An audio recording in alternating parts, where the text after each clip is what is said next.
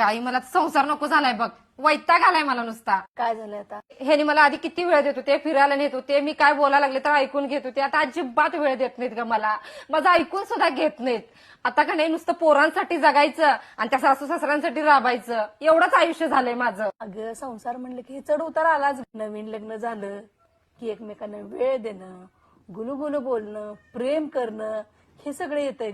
नंतर काय मुलं बाळ झाली, अंगावर जबाबदाऱ्या वाढल्या, त्यांची शिक्षण आली, आपली स्वप्न आली, कुठं घर घ्यायचंय, गाडी घ्यायची, समाजात इज्जत मिळवायची, आई बापाच्या जबाबदाऱ्या वाढल्या.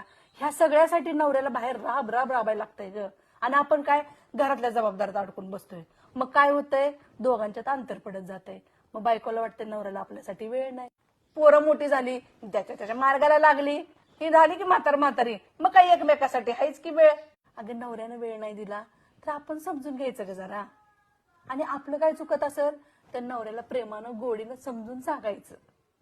हे बघ, संसार कसा टिकवायचा आणि तो कसा पुढे न्यायचा हे सगळं बाईच्या हातात असतंय. हा, कळलं आई. मी माझ्या मैत्रिणीला हे सगळं सांगितलं, पण तिनं सांगितलं माझा नवरा किती वेळ देतोय, मला फिरायला नेतोय, हे नेतोय. ते सगळं ऐकून कधी माझं डोकं भिनभिन लागत झालं. तर मी अशी वागायला, संसार कवाचा मोडला असं हे बाहेरच्यांचं ऐकून.